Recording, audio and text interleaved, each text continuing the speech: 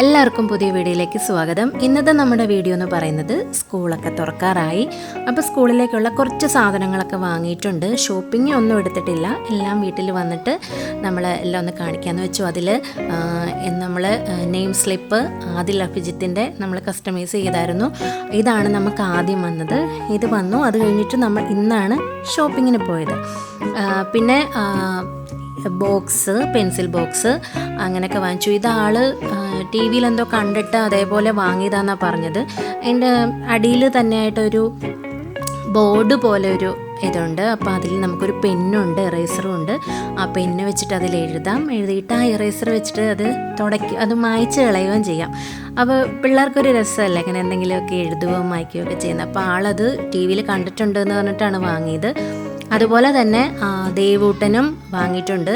വിച്ചൂട്ടന് പിന്നെ അധികം സാധനമൊന്നും അങ്ങനെ വാങ്ങണ്ട. ദേവൂട്ടന് നമ്മൾ ലഞ്ച് ബോക്സും എല്ലാം വാങ്ങണമല്ലോ.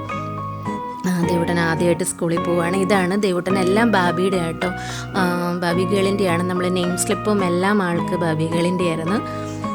പിന്നെ ലഞ്ച് ബോക്സ് വാങ്ങിച്ചിട്ടുണ്ട്. ലഞ്ച് ബോക്സും അതിൻ്റെ ഉള്ളിൽ കറിയൊക്കെ കൊണ്ടുവന്ന ചെറിയൊരു ഇതും.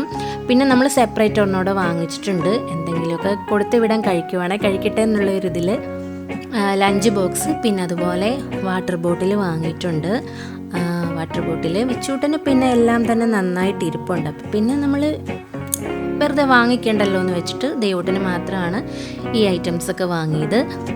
പിന്നെ ഇറേസർ, ഷാർപ്നർ ഒക്കെ വാങ്ങിയിട്ടുണ്ട്. പിന്നെ രണ്ടുപേർക്കും ക്രയോണും വാട്ടർ കളറും ഒക്കെ വേണമെന്ന് പറഞ്ഞു. അപ്പോൾ കളറിങ്, പടം വരയ്ക്കാനൊക്കെ ഭയങ്കര ഇൻട്രസ്റ്റ് ആയതുകൊണ്ട് തന്നെ വാങ്ങിക്കൊടുത്താണ്.